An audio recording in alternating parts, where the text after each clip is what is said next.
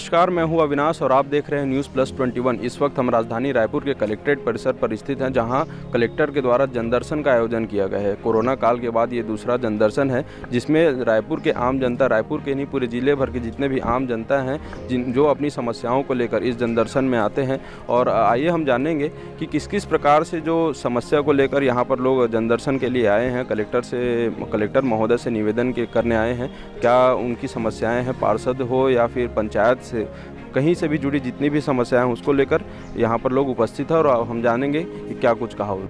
Corona काल के बाद कलेक्टर का दूसरा जनदर्शन, अलग अलग समस्याओं को लेकर कलेक्टरेट परिसर पहुंची जनता। ज्यादातर मामले जमीन विवाद और पारिवारिक समस्याओं को लेकर है।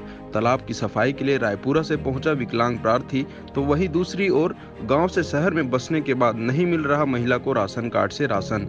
एक एक करके कलेक्टर ने सुनी सबकी समस्याएं और कई समस्याओं पर त्वरित समाधान भी किया। माह के प्रत्येक मंगलवार को लगाया जाता है जनदर्शन। आम जन की समस्याओं का समाधान है मुख्य उद्देश्य।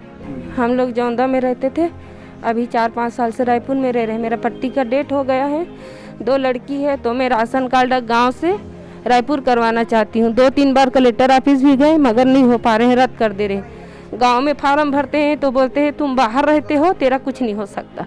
यहाँ करते हैं राशन कार्ड, जाते हैं राशन चावल के लिए तो वो बोलते हैं कि आप गांव से हो तो गांव से चावल लो, तुम जौंदा चंपारण, हाँ राजिम के पास।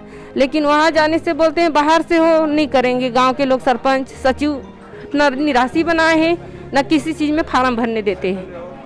हाँ यहाँ भी आ गई हूँ मैं। हाँ ये देखो, नहीं गांव के लिए रायपुर से आधार कार्ड बनाओ बोले, वो भी बना है, बस राशन के कारण मेरा सब कुछ रुक रहे हैं। भाई मैं अकेली औरत हूँ, घर किराया पटा रही हूँ, 2 बच्चे पाल रही हूँ, स्कूल है, सब है तो सब में तो खर्चा लगेंगे ना।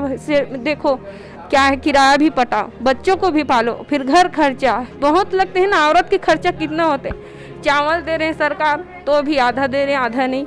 सरकार को दोष नहीं देंगे, सरकार तो पूरा कर रही है जनता की, लेकिन पार्षद के पास जाएंगे तो पार्षद भी उतना ही करेंगे। समस्या ये है कि जो कल्याण सागर नाम का हमारे गांव में जो तालाब है ना, उसमें पूरा जलकुंभी से भर गया है, वो निस्तारी के लायक नहीं रह गया है। इसलिए साफ़ सफाई के बाबत ज्ञापन देने कलेक्टर साहब को आए हैं। और पंचायत वगैरह में शिकायत की पहले? और हाँ कई बार शिकायत कर चुके हैं। आसपास जो हमारे विधायक है उसके पास भी शिकायत लेकर जा चुके हैं। वो पंचायत नहीं हमारा, तो वो पार्षद चुनाव वाला है, पार्षद वाला नगर पालिका नगर निगम में है ना। तो पार्षद के पास भी कई बार गए, लेकिन इस बाबत कोई ध्यान नहीं दिए। इस कारण हम कलेक्टर साहब के पास आए हैं कि इस बाबत ध्यान दें और तालाब की साफ़ सफाई करवाएं। मेरा ज़मीन 23/11/2020 को प्रमाणितकरण करवाया हूँ, लेकिन अभी तक वो ऑनलाइन नहीं हुआ है, जिसके कारण से मेरे को धान बेचने के लिए पंजीयन नहीं हो पा रहा है। कुछ शिकायतें मांग संबंधी हैं, लोगों की नौकरी के समय में पहले निकाल देने संबंधी हैं। कुछ शिकायतें जांच संबंधी भी हैं कि काम पूरा नहीं हुआ है या फिर केस चल रहे हैं, राजस्व केस चल रहे हैं, उनमें अधिक समय लग रहा है। जो भी शिकायत है उसको पंजीकृत किया जाएगा और समय सीमा के अंदर निराकरण के लिए संबंधित विभाग को भेजा जाएगा। इस जनदर्शन का मुख्य उद्देश्य आम जन की समस्याओं का समाधान करना है। ऐसे ही तमाम बड़ी जानकारियों के लिए बने रहे हमारे साथ। कैमरा पर्सन प्रवीण साहू के साथ अविनाश चंद्रवंशी, न्यूज़ प्लस 21, आपके हक की बात।